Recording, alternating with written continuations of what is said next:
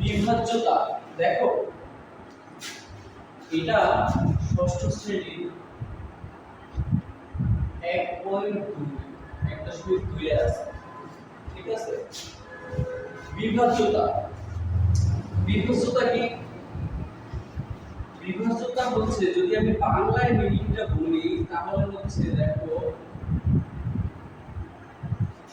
মানে বাংলায় বললে এটা কি হয়, ভাগ করার ক্ষমতা।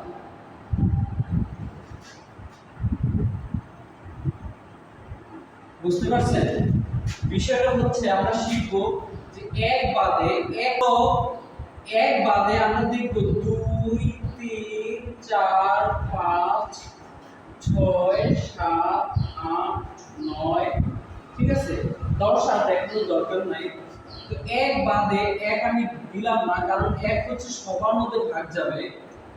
2 3 4 5 এই সংখ্যাগুলো দিয়ে কাদের কাদের ভাগ করা যাবে ওই সংখ্যাগুলো আমরা নির্ণয় করব এবং এদের দিয়ে ভাগ করার ক্ষমতা নির্ণয় করব। অর্থাৎ 2 এর ভাগ করার ক্ষমতা, অর্থাৎ 2 কাকে কাকে ভাগ করতে পারবে,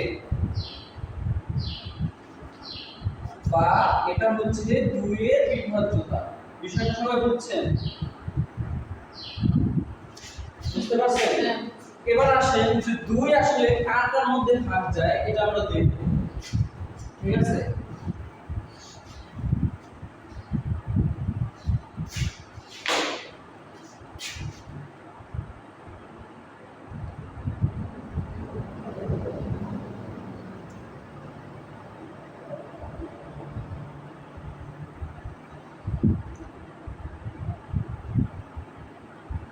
দুইয়ের বিভাজ্যতার নিয়মের আগে আমরা দুইটা সংখ্যা শিখব।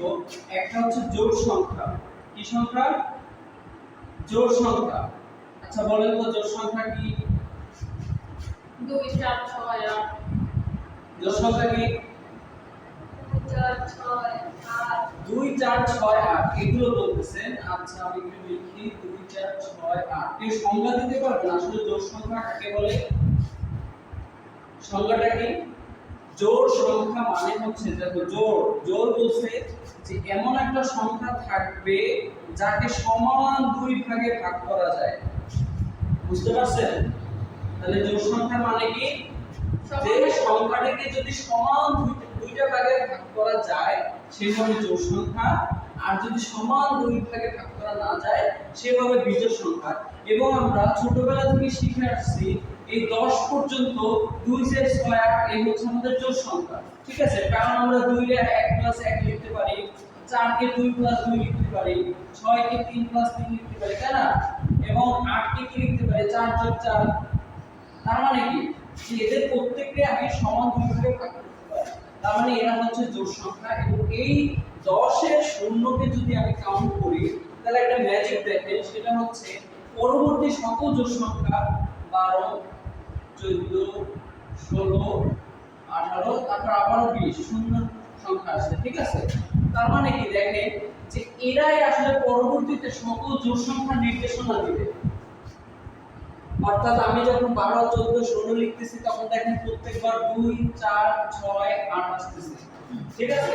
আবার দেখেন 20 শূন্য আসছে না। এবার 20 এর পরের জোড় সংখ্যাটা আসলে কত? 22 24 26 28 আবারও 30, ঠিক আছে। আবারও দেখেন 2 4 6 8 0। বুঝতে পারছেন? তার মানে হচ্ছে জোড় সংখ্যা মানে হচ্ছে কারা কারা রাজত্ব করবে জোড় সংখ্যার বেলায়। শেষে জোড় সংখ্যা কোন একটা সংখ্যার শেষে এই যে একটা সংখ্যা থাকবে, এই সংখ্যাটা ঠিক শেষ ডিজিটটা 4 5 6 3 এরকম একটা বড় সংখ্যা থাকলো এবং শেষ যে সংখ্যাটা থাকবে ধরলাম 2। তার মানে জোড় সংখ্যা মানে হচ্ছে ওই সংখ্যার শেষে এই 2 4 6 8 এই সংখ্যাগুলো থাকবে। বুঝতে পারছেন? এই যে বুঝতে পারছেন জোড় সংখ্যা। তাহলে আমাকে একটু বলেন জোড় সংখ্যা চেনার সহজ উপায় কি? জোড় সংখ্যার শেষে 2 4 6 8 এগুলো থাকে। জোড় সংখ্যার শেষে না, মূলত কোনো একটি সংখ্যার শেষে, যে কোনো একটি সংখ্যার শেষে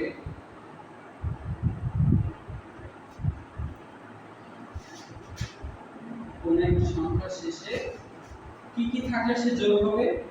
2 4 6 8 এবং কি 0। বুঝতে পারছেন? ওকে, এবং এরা যদি না থাকে তাহলে বিজোড় সংখ্যা যদি না থাকে এরা কি কি থাকতে পারে? বাকি যারা আছে 1 3 5 7 1 3 5 7 9, এরা যদি কোন সংখ্যার শেষে থাকে সে বিজোড়, এরা যদি কোন সংখ্যার শেষে থাকে তারা জোড়।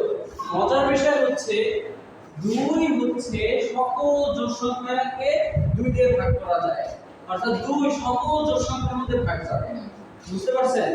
তার মানে হচ্ছে 2 এর বিভাজ্যতা তেমন কিছু আমাদের জানতে হবে না, শুধু জানতে হবে সংখ্যাটা আসলে জোড় কিনা। বুঝতে পারছেন? সংখ্যাটা আসলে জোড় কিনা। আমরা একটা एग्जांपल দেই, ধরেন 4 6 8, লাস্ট ডিজিটটাকে জোড় রাখলাম, এটাকে আমি 5 বানাই একটু ভিন্ন করে। দেখেন লাস্ট ডিজিটটা আছে কত? 8। তাহলে এখন আমরা দেখব এই 2 এর মধ্যে 2 ভাগ যাবে কিনা। আচ্ছা, যেহেতু সংখ্যাটি জোড়, 8 কি আমাদের সেই 2 4 6 8 এর খেলা না এবং শূন্য না, এর মধ্যে 8 আছে, এই 8 আছে, তার মানে এই পুরো সংখ্যাটির জোড়। আর যেহেতু জোড় সেহেতু সে কি হবে? 2 দিয়ে ভাগ যাবে। আমরা একটু করে দেখে যাই কিনা। 2 2 এর 4 এর মধ্যে 2 বার 2 দুগুণে 4, তারপর 5, তারপর 2 2 দুগুণে 4 হবে 1, বিয়োগ করলে হবে 1, তারপর আসবে 8, 8 এর মধ্যে কয়বার যাবে? 9 বার, 9 দুগুণে 18। বুঝতে পারছেন? তো যে কোনো একটা সংখ্যা একদম ইচ্ছা মতো আমরা একটা বড় সংখ্যা নিলেও সেটা কি হবে? 2 দিয়ে ভাগ যাবে। ঠিক আছে, আমরা আরেকটা एग्जांपल দেখব। 5 3 2 1 শেষে একটা শূন্য দিয়ে দিই। ঠিক আছে, এটা আমরা দেখব আসলে 2 দিয়ে ভাগ যাবে কিনা। ঠিক আছে, ওকে। আচ্ছা দেখি ভাগটা করলে কি হয়? 2 এর 2 4 5 এর মধ্যে যায় 2 দুগুণে 4, 1 থাকবে, নিয়ে আসলাম 13, 6 দুগুণে 12। আমি এটা শর্টকাট করে ফেললাম, আপনারা একটু দেখে নিন। ঠিক আছে, শূন্য থাকলে শূন্য আমরা শূন্যের কোনো ভ্যালু নেই, তারপর থাকলো 1, 1 এর মধ্যে একটা শূন্য দিয়ে আমরা 5 দিয়ে দিলাম। দেখেন এটাও মিলে গেছে। বুঝতে পারছেন? তাহলে আমরা এখন যাই দেখব যে সকল জোড় সংখ্যার মধ্যে কি হবে? 2 ভাগ যাবে। তাহলে 2 এর বিভাজ্যতার নিয়মটা যদি আমরা বইয়ের ভাষায় বলতে চাই তাহলে কি হবে? সকল জোড় সংখ্যাকে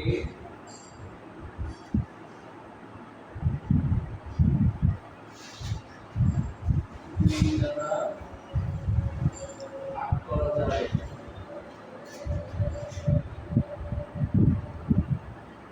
বুঝতে পারছেন? ঠিক আছে, এবার আমরা শিখব 3 দিয়ে কাদের ভাগ যায়। এগুলো আমরা কেন শিখব? যখন একটা বড় একটা সংখ্যা আসবে, ধরো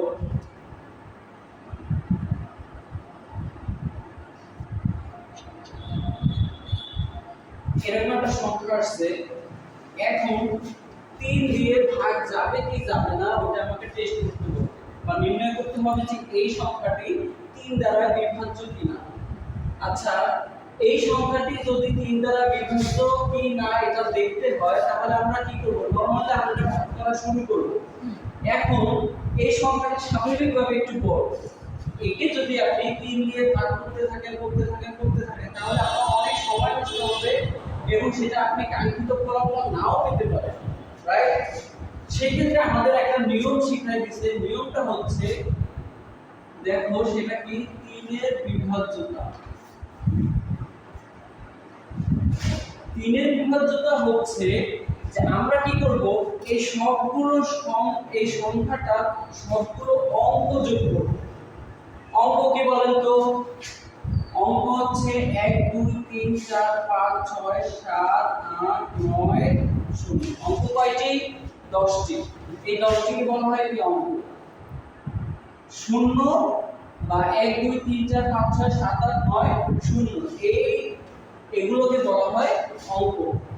গাণিতিকভাবে এই 10টিকে বলা হয় অঙ্ক। আর যখন এই অঙ্ক দিয়ে কোনো একটা সংখ্যা তৈরি করবেন বা পাশাপাশি বসায় কোনো অবস্থান নির্ণয় করাবেন, তখন সে হয়ে যাবে সংখ্যা।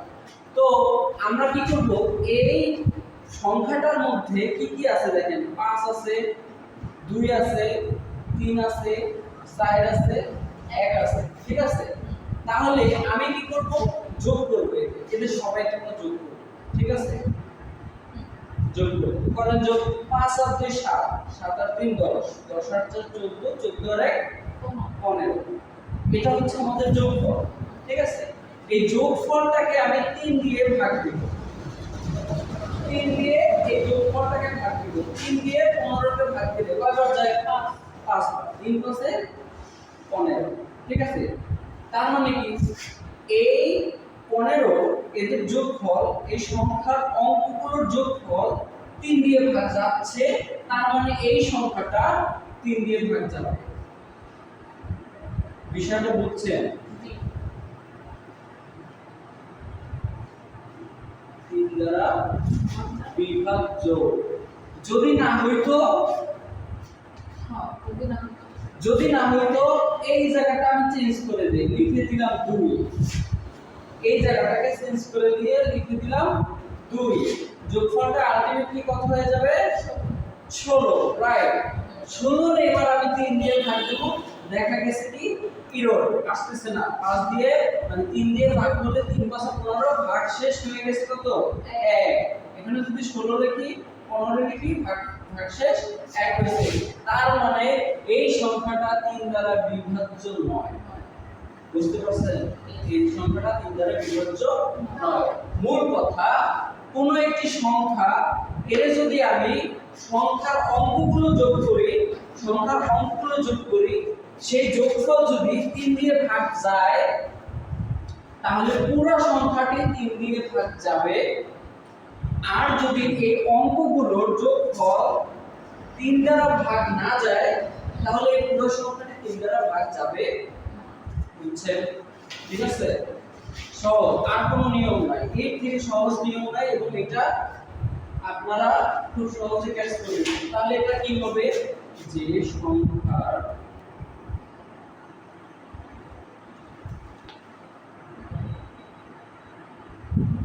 লিখলাম, যে কোনো সংখ্যার অঙ্ক দ্বয়ের লিখলাম না, দ্বয়ের লিখলাম না, অঙ্কগুলোর লিখলাম, অঙ্কগুলো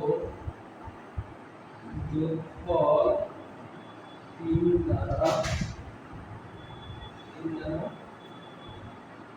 বিভাজ্য হবে।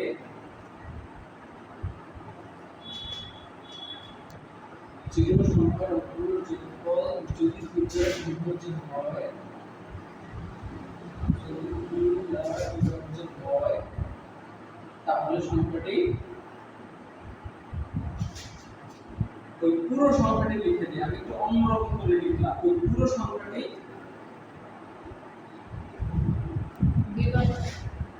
3 দ্বারা বিভাজ্য। বুঝতে পারছেন? ঠিক আছে, ওকে।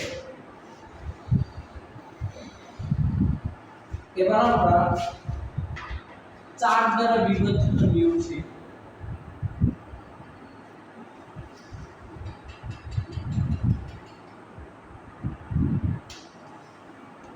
4 এর বিভাজ্যতার একটা শর্টকাট নিয়ম হচ্ছে, ধরে বড় একটা সংখ্যা লিখি, 4 8 6 3 9 4, 9 4 নিয়ে লিখি, এখানে 2 4 লিখি, তাহলে সহজ হয়, ঠিক আছে। আচ্ছা, এখন এত বড় একটা সংখ্যা যদি আমাকে নির্ণয় করতে হয় যে 4 দ্বারা বিভাজ্য কিনা, সেটা আমরা যদি করতে যাই, তাহলে দেখেন ভাগ করতে করতে আপনার সময় অপচয় হবে, খাতা নষ্ট হবে, এবং আমার লং টাইম নষ্ট হবে। তো সেই ক্ষেত্রে ওই সহজ নিয়ম অনুযায়ী আমার দুটো টেকনিক আছে। একটা টেকনিক আছে, টেকনিকটা হচ্ছে যে শেষ দুটি সংখ্যা, শেষ দুটি অঙ্ক দিয়ে গঠিত, অথবা শেষ দুটি সংখ্যাকে আমি যদি জোড়া করি, অথবা শেষ দুটি সংখ্যাকে এভাবে তৈরি করি, তাহলে যা হবে, কত হয়েছে এখানে বলেন তো, 24 হয়েছে।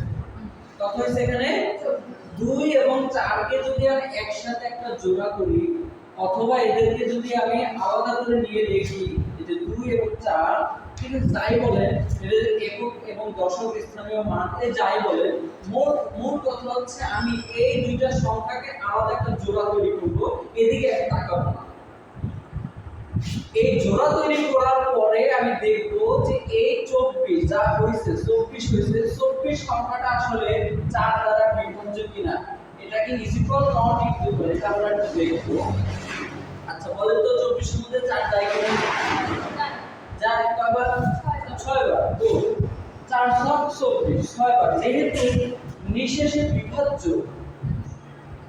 ভাগশেষ শেষে 0 আসবে তাই না নিঃশেষে বিভাজ্য তার মানে এই পুরো সংখ্যাটি 4 দ্বারা বিভাজ্য ক্লিয়ার কোন সমস্যা আছে আমরা একটু প্র্যাকটিস করে দেখি যে আসলে এই সংখ্যাটা আসলে 4 দ্বারা বিভাজ্য কিনা ঠিক আছে ভাগ করলাম এগুলো একটু মুছে দিই ধরেন এবার এটা আছে 4 4 এর মধ্যে যায় একবার 4 থেকে 4 শূন্য নিয়ে আসলাম 8 4 8 এর মধ্যে কয়বার যায় 2 বার 4 দুগুণে 8 শূন্য শূন্য নামানোর দরকার নেই অনেকগুলো অঙ্ক আছে এটা কি এখন কি 6 6 এর মধ্যে যায় একবার 4 8 থাকবে কত 2 এর মধ্যে যায় যায় না কি করব আর একটা সংখ্যার সাহায্য নিব ঠিক আছে নিয়ে আসলাম 3 তাহলে 4 কয়বার যায় এর মধ্যে 4 23 এর মধ্যে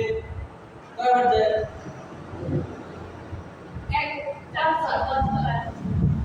4 5 20 বিয়োগ করলে নামবে কত 3 আবার নিয়ে আসবো কত 2 এবার যাবে কয়বার 8 বার 4 8 32 থাকবে কত 4 শুধু একটা সংখ্যা থাকবে এবং 4 4 এর মধ্যে কয়বার যাবে 1 তাহলে কি হয়ে গেছে 0 তার মানে আমরা কি বুঝলাম যে যদি শেষ দুটি সংখ্যা জোড়া করে অথবা এক করে এদেরকে যদি 4 দ্বারা ভাগ যায় তাহলে পুরো সংখ্যাটি 4 দ্বারা ভাগ যাবে আর যদি কোনো মতে এইটাকে যদি 23 বা 25 লিখতাম যদি এ 4 দ্বারা ভাগ না যাইতো ঠিক আছে তাহলে এই কি হইতো ভাগ যাইতো না বিভাজ্য নয় বুঝতে পারছেন কথা ক্লিয়ার ওকে আমরা শেষ আরেকটা অঙ্ক শিখব সেটা হচ্ছে 5 এর বিষয়টা একেবারে ইজি 5 এর বিষয়টা হচ্ছে আমরা শর্টকাট দেখে নেই দুইটা অঙ্ক দেখব একটা হচ্ছে 5 আগেরটার মধ্যে থাকবে কি নামটা বলি তো 5 অক্ষে 5 5 অক্ষে 10 5 3 বসে 15 4 বসে 20 5 বসে 25 5 বসে 30 নাকি 5 সাথে 35 5 সাথে 40 মূল বিষয়টা আসলে দেখেন যে কি হইতেছে 5 0 5 0 5 0 5 0 আলটিমেটলি আর কিছুই করতে হবে না আমরা জেনে নিয়েছি এরপর একটা এরকমই হতে থাকবে যাই হোক না কেন 5 0 5 0 আবার 5 0 এরকমই হতে থাকবে ঠিক আছে আর আপনি 4 5 6 দিয়ে দেন 7 দিয়ে দেন 8 দিয়ে দেন 9 দিয়ে দেন বুঝতে পারছেন আবারও সেই হতেই থাকবে জিরোর পর আবার 5 আসবে আবারও 0 আসবে আবার 5 আসবে মূল কথা হচ্ছে সবগুলো সংখ্যা শেষে কি আছে বলেন তো 5 আছে 0 আছে বুঝতে পারছেন তার মানে কি আমরা যদি সহজ করে বলতে যাই 5 আর 0 যদি কোন সংখ্যা শেষ ডিজিটটাতে থাকে এই ঘরটাতে শেষ সংখ্যাটাতে আমি লিখে দিই 2 4 5 শেষে আছে 0 তার মানে কি এর মধ্যে ভাগ যাবে আবার আছে কি ধরেন এটা দিলাম 3 2 6 9 শেষে কি দিলাম 5 দিলাম তাহলে কি শেষে কি আছে 5 আছে তার মানে কি যদি কোনো সংখ্যা শেষে 0 অথবা 5 থাকে দুইটাই কি হবে 0 থাকলেও ভাগ যাবে 5 থাকলেও ভাগ যাবে কথা বুঝছেন হ্যাঁ এটা শুধু 5 দিয়ে যদি কোনো সংখ্যা শেষ সংখ্যাটি শেষে লিখি শেষে 0 অথবা 5 থাকে তাহলে সংখ্যাটি 5 দিয়ে ভাগ যাবে বা বিভাজ্য। বুঝতে পারছেন? ঠিক আছে আমরা একটু সামারি দেখি আজকে আর সামনে আগাবো না আমরা একটু সামারিটা দেখে নেই কি শিখলাম আজকে। সামারিটা হচ্ছে কয়েকটা বিষয় শিখছি একটা বলেন তো প্রথমে এই জিনিসটা শিখে নিলাম অঙ্ক কয়টি 10টি এই অঙ্কগুলো কি কি 1 2 3 4 5 6 7 8 9 0 এরা হচ্ছে অঙ্ক এবং জোড় সংখ্যা কি কি শিখলাম জোড় সংখ্যা হচ্ছে 2 4 6 এবং 8 এবং 0 এরা যদি কোনো সংখ্যা শেষে থাকে তাহলে সে যোগ হবে এবং 2 দিয়ে বিভাজ্য কি শিখলাম 2 দিয়ে বিভাজ্য শেষে কি হবে শেষে জোড় সংখ্যা জোড় মানে কত 2 4 6 8 0 এরা থাকলে 2 দিয়ে ভাগ যাবে ঠিক আছে আর কি শিখলাম 3 দিয়ে বিভাজ্য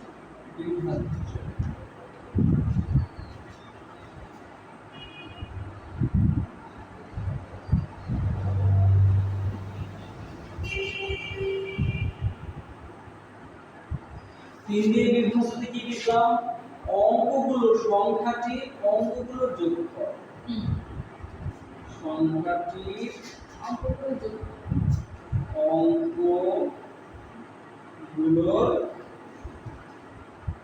যোগফল একটু एग्जांपल দেখে নেই শর্টকাট 4 5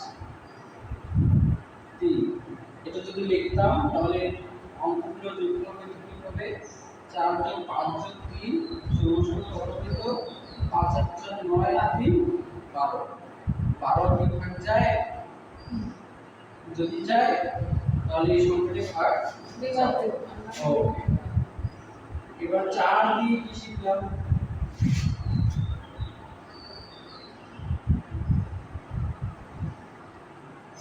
4 দিয়ে বিভাজ্য যদি শেষ দুটি সংখ্যা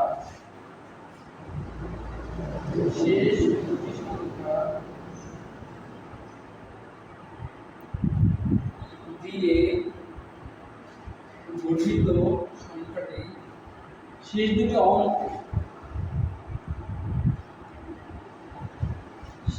অঙ্ক দিয়ে গঠিত সংখ্যাটি 4 দ্বারা বিভাজ্য হয়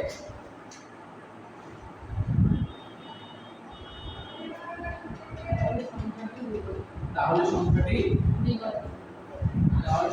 4 দ্বারা বিভাজ্য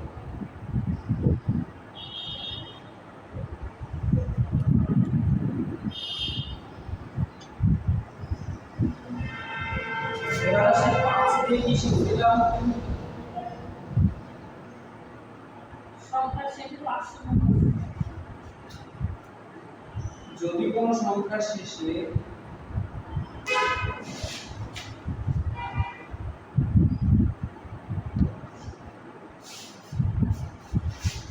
শূন্য অথবা 5 থাকে তাহলে সংখ্যাটি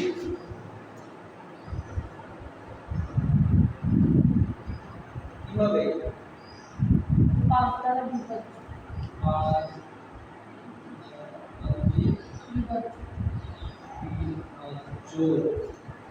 বুঝতে পারছেন 2 মানে কি সহজ কথা 2 মানে হচ্ছে জোড় সংখ্যা দিয়ে ভাগ যাবে জোড় সংখ্যা থাকলে ভাগ হবে জোড় সংখ্যা চেনা সহজ উপায় 2 4 6 8 0 শেষে কি থাকবে এরা 2 থাকবে হয় 2 থাকবে না 4 থাকবে না 6 থাকবে না 8 থাকবে না 0 থাকবে এরা থাকলে সে জোড় শেষ। 3 দিয়ে ভাগ কি?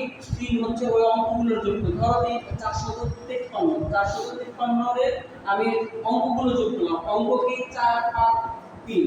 4 5 3 এর যোগফল হয় 12। 12 যদি 3 দিয়ে ভাগ যায়, 3 4 12 যেহেতু যায় সেহেতু এই সংখ্যাটি ভাগ যাচ্ছে।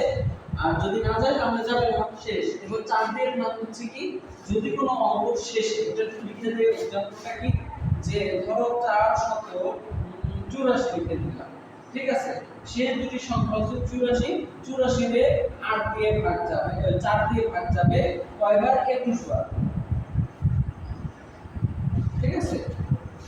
84 রে কয়বার দিয়ে যাবে? 84 রে যদি আমি 4 দিয়ে ভাগ দেই, ঠিক আছে, কয়বার হবে? 21 বার মিলে যাবে। আর 5 হবে কি? শেষে 0। এরকম একটা বড় বড় সংখ্যা লিখে দাও, শেষে 0 দাও, তাহলে হয়ে যাবে।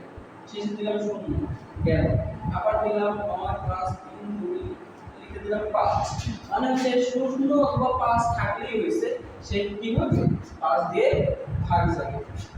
ওকে, আগামীকাল আমরা 6 থেকে শুরু করে 10 পর্যন্ত দেখব ভাগ বিভাজ্যতা নিয়ম বা ভাগ করার ক্ষমতা এটা আমরা দেখব। ঠিক আছে, আজকে এই পর্যন্তই। সবাইকে আসসালামু আলাইকুম।